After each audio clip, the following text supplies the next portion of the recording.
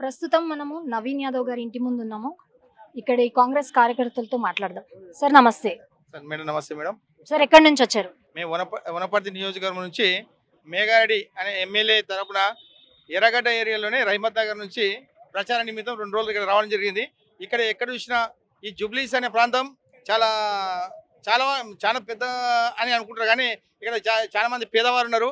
గత 10 సంవత్సరాలు ఇక్కడ ఈ ఏరియా మేము నిన్న 2 రోజులు తిరిగి చూస్తే ఎక్కడ అభివృద్ధి అనే ఎక్కడ కనిపిస్తలేదు. కానీ ఈ ప్రజలను పోయి కలుస్తుంటే, ఓటర్స్ని కలుస్తుంటే ఈసారి ఖచ్చితంగా నవీన్ కుమార్ యాదవ్ను ఖచ్చితంగా గెలిపిస్తామని చెప్పి గంటపదంగా చెప్తారు. ఎక్కడ ఏ చూసినా మన ఉద్యోగస్తులు కానీ, మన వ్యాపారవేత్తలు కానీ, బీద వాళ్ళు ప్రతి ఒక్కరు కాంగ్రెస్ ప్రభుత్వం వచ్చిన తర్వాత ఈ సన్న బియ్యం కానీ, తర్వాత ఈ రుణమాఫీ కానీ, తర్వాత మన రేషన్ కార్డ్స్ కానీ, మన కరెంటు ఉచిత కరెంటు ఇవన్నీ ఇవ్వడం జరిగింది. కాబట్టి ఖచ్చితంగా రాబోయే కాలంలో కూడా ఒక క్వశ్చన్ వేస్తున్నాను మేడం. మా పేదవాళ్ళు పింఛన్ చేస్తే బాగుండని అడుగుతారు. అది కూడా ఈ ప్రభుత్వం వచ్చి దాదాపు 2 సంవత్సరాలు కావస్తుంది. కానీ గత ప్రభుత్వం బాగా అప్పులో దాంట్లో ఊపిలో దించిపోయింది. కాబట్టి ఈ తర్వాత ఖచ్చితంగా 4,000 పింఛన్ చేస్తా అని చెప్పి రేవంత్ రెడ్డి హామీ ఇవ్వడం జరిగింది. కాబట్టి కాంగ్రెస్ పైన ప్రజలకు నమ్మకం ఉంది. కాబట్టి నవీన్ కుమార్ గారు పెద్ద మెజార్టీతో గెలుస్తా అని చెప్పి మేము ఆశిస్తూ అనుకుంటున్నాం మేడం. సరే, అయితే ఇక్కడ ఎక్కడ చూసినా జూబ్లీ హిల్స్ నియోజకవర్గంలో డ్రైనేజ్ సమస్య, రోడ్ల సమస్య అని మెయిన్గా చూపిస్తున్నారు. మరి మీరు ఇంటింటి ప్రచారానికి వెళ్ళిన ప్రజలు మీకు ఎలాంటి సవాళ్ళు ముందు పెడుతున్నారు, ఎలాంటి ఎక్స్పెక్ట్ చేస్తున్నారు గవర్నమెంట్ నుంచి? మరి మేడం, మేము ప్రచారం అయితే ఖచ్చితంగా మా కాంగ్రెస్ అభ్యర్థిని గత 3 సార్లు వేరే అభ్యర్థిని గెలిపించినా అభివృద్ధి జరగలేదు. ఈ గత 10 ఏళ్ళు బీఆర్ఎస్ ప్రభుత్వం ఉంది. కాబట్టి ఈసారి ఖచ్చితంగా కాంగ్రెస్ అభ్యర్థిని గెలిపిస్తే ఈ జూబ్లీస్ ప్రాంతంలో నియోజకవర్గంలో డ్రైన్లు కానీ, సీసీలన్నీ సందున పూర్తి చేస్తామని చెప్పి రేవంత్ రెడ్డి తరఫున గెలిచిన ఎమ్మెల్యే నవీన్ కుమార్ గెలిచిన వెంబడే ఇటువంటి పనులు పూర్తి చేస్తామని చెప్పి ప్రజలకు మేము స్పష్టంగా హామీ ఇస్తున్నాం మేడం. సార్, అపోజిషన్ పార్టీ నుంచి కొన్ని పథకాలు అసలు అమలు పరచలేదు ఈ గవర్నమెంట్, మరి మేము ఓట్లు ఎలా వేయాలి అన్న ప్రశ్నలు కూడా వస్తున్నాయి. దానికి మీ సమాధానం ఏంటి? వాస్తవంగా మేడం, మావి గ్యారంటీ 6 గ్యారంటీలు చేసినాం. దాదాపు కొన్ని పథకాలు 4-5 పథకాలు పూర్తి చేసినాం. జూబ్లీ హిల్స్ నియోజకవర్గం ఎన్నికల్లో భాగంగా మనం ఇప్పుడు రేవంత్ నగర్ లో ఉన్నాము. ఒకసారి సార్తో మాట్లాడదాం. సార్ నమస్తే. नमस्ते सर, आपका नाम? आप? मैं एक मजलिस का एमएलसी हूँ, मिर्जा रियाजुल हसन आफर. इस बार we are supporting to Congress party. So on the instruction of our party president, Barrister Asaduddin Owaisi Saab, we are campaigning for Congress for Naveen Yadav. Jubilee hills నియోజకవర్గ ఉప ఎన్నికల్లో భాగంగా ఇక్కడ ప్రచారాలు జోరుగా సాగుతున్నాయి. అలాగే పెద్ద పెద్ద నాయకులు ఇంటింట తిరిగి కూడా ప్రచారం చేస్తున్నది మనం చూస్తూనే ఉన్నాము. ఇక్కడ కాంగ్రెస్ కి సంబంధించి కొంతమంది నాయకులు ఉన్నారు, వారితో మాట్లాడే ప్రయత్నం చేద్దాం. సార్ నమస్తే. నమస్తే అమ్మా. మీ పేరు సార్? నా పేరు మహేష్ గౌడ్. సార్, ప్రచారంలో భాగంగా ఇక్కడ అన్ని పెద్ద ఎత్తున చేస్తున్నారు కదా, సో కాంగ్రెస్ నుండి లేదా మీరు ఇంటింటి ప్రచారం నుండి మీరు ప్రజల నుంచి ఎలాంటివి కావాలని కోరుకున్నారు, ఎలాంటి సమస్యలు వాళ్ళు మీ ముందుకు తీసుకొచ్చారు? జూబ్లీహిల్స్ ఉప ఎన్నిక రావడం ఈ స్థానిక ప్రజలు ఎంతో సంతోషంగా ఉన్నారు. స్థానిక ప్రజలు ఎలా అనుకుంటున్నారంటే, ఇంత ముందుకు గత 3 సార్లు కూడా 3 పర్యాయాలు కూడా స్థానికేతరుడు ఉండి ఇక్కడ పాలన కొనసాగించి అస్తవ్యస్తంగా ఛిద్రవదంగా చేసిండు ఇక్కడ ఉన్నటువంటి వ్యవస్థను. ఇప్పుడు స్థానికునికి ఇచ్చిరు కాబట్టి టికెట్ చాలా సంతోషంగా, ఎప్పుడు పిలిస్తే నేను అప్పుడు ఉంటా అన్నట్టుగా ముందుంటా, మీ ప్రజల సమస్యలు తీరుస్తా అనే ఒక నాయకుడిని కాంగ్రెస్ పార్టీ ప్రజాప్రభుత్వం ఈరోజు ఒక నాయకుడిని ఇచ్చింది. అయితే ఇంటింటి ప్రచారంలో భాగంగా వాళ్ళు ఏం ముందు తీసుకొచ్చారు మీ ముందు?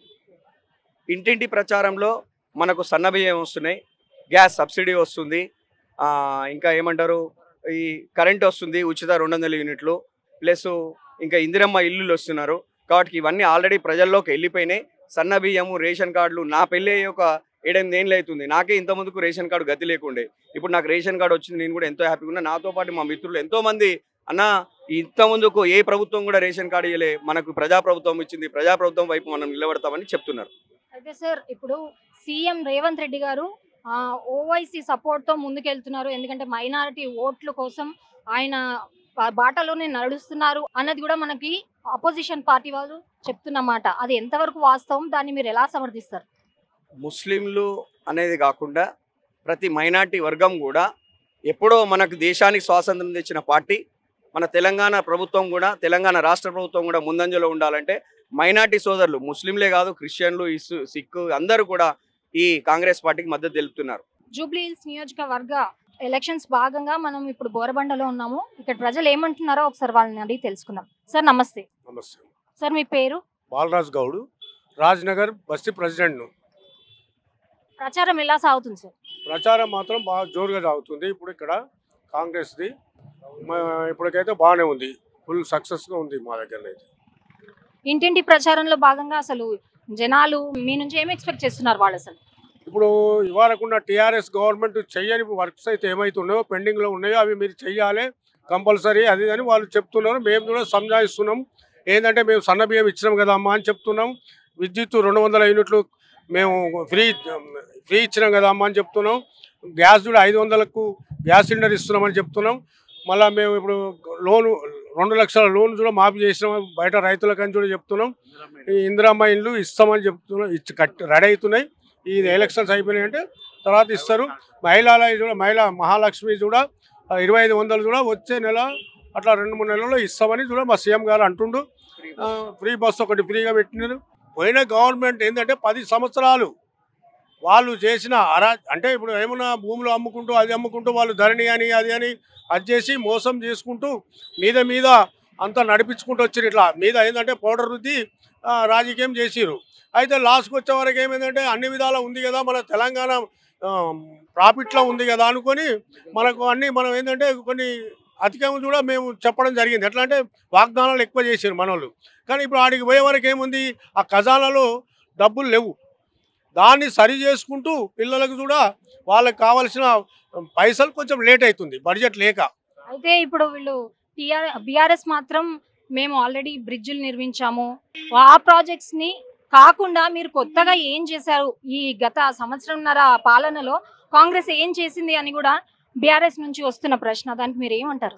ఇక్కడ మనం ఏం చేస్తున్నాం అంటే ఇప్పుడు ఇక్కడనే ఇప్పుడు ఇక్కడ మా రాజ్నగర్ కానీ రోడ్లు కానీ వాళ్ళు అప్పటి నుంచి కొన్ని ఏంటంటే వర్క్స్ అని పెండింగ్ పెట్టారు. రోడ్లు కానీ ఇక్కడ రాజ్నగర్ ఇక్కడ సెక్షన్ మొత్తం ఇదంతా స్లమ్ ఏరియా. ఇప్పుడు ఈ ఏరియాలో రోడ్లకు వాటికి 200 కోట్ల దాకా ఇక్కడ ఖర్చు పెట్టారు మా రాజ్నగర్కే. ఇక్కడ మా ఏరియాలో మధురనగర్ ఇక్కడ సైడ్ 3 వీటిలలో రోడ్లు జరిగినాయి, డ్యానేజ్ పనులు జరిగినాయి. పబ్లిక్ మాత్రం చాలా సంతోషంగానే ఉన్నారు ఇక్కడ మా దగ్గరనైతే. ఇప్పుడైతే రోడ్ల విషయంలో, డ్రైనేజీల విషయంలో మాత్రం ప్రజలు చాలా అసంతృప్తిగా ఉన్నారు. సో అది పెద్ద సమస్యే అన్నట్టు దాన్నే ఫస్ట్ ప్రిఫరెన్స్గా తీసుకున్నారు. మరి ఈ 1.5 సంవత్సరంలో కాంగ్రెస్ ఎందుకు ఏం చేయలేకపోయింది? ఇప్పుడు మాత్రం అది ముందుకు వస్తుంది కదా, అది ఎందుకని ముందుకు వస్తుంది? మరి వేరే పార్టీ రేస్ చేస్తేనే ఈ పాయింట్స్ని బట్టే కాంగ్రెస్ వాళ్ళు ఈ పాయింట్స్ని పెట్టే మీరు ఎలక్షన్లో పాల్గొన్నారు అన్నది కూడా ఉంది. అంటే ఇప్పుడు ఎవరు కానీ ఇప్పుడు విమర్శించటం లేనప్పుడు ఏ పని చేయలేడు ఎవడైనా. ఇప్పుడు ఏదైనా కానీ మనకు బయట నుంచి కొన్ని చూడొచ్చు చూడకపోవచ్చు. దాన్ని తెలవడానికి వీళ్ళు ఇప్పుడు ఎవరైనా విమర్శిస్తుంటేనే మనం చదువుకొని ఆ వర్క్స్ చేయడానికి గవర్నమెంట్ పూనుకున్నది.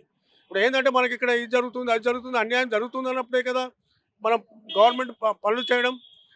ఇప్పుడు ఆ మూసీ నది ఉన్నది. ఇప్పుడు దాన్ని ఏంటంటే సుందరీకరణ చేయాలనే దాని మీదనే మనం నేషనల్ బ్యాంకుల నుంచి అక్కడి నుంచి చేసుకొని దాన్ని ఇప్పుడు ఇలా ఆ మూసీ నది లేకుండా చేయడానికి కూడా మన గవర్నమెంట్ ముందుకు పోయింది. కానీ మరి వాళ్ళ లెక్క ఆ మూసీ నది అట్లే ఉంచి ఎక్కడిదక్కడ చెత్త కుంపలు ఉంచి మరి అంత రోగాలు వచ్చి మన పబ్లిక్ అంతా ఆగమవుతుంటే పట్టించుకోలే. మరి ఇదివరకు ఆ 10 ఏళ్ళ నుంచి వర్షాలు వచ్చి అంత ఆగమవుతుంటే 1 సంవత్సరం అయిపోతే 2 సంవత్సరాలనే మమ్మల్ని చేయలే అంటే మరి 10 సంవత్సరాల నుంచి ఏం చేశారు? అవన్నీ ఇప్పుడు మైత్రివనం కానీ ఆ లక్డీగా ఇప్పుడు లోయెస్ట్ ప్రాంతాలు నీళ్ళలో మునిగినాయి అందరికీ తెలుసు. మరి అన్ని పాపం పబ్లిక్ అంతా కొట్టుకుపోయి కూడా చనిపోయారు. మరి అన్ని రోజుల నుంచి లేదు. ఇప్పుడు ఒకటేసారి మనం రాగానే చేయలేము కదమ్మా. కొంచెం మనం చూసుకుంటూ టైం పడుతుంది.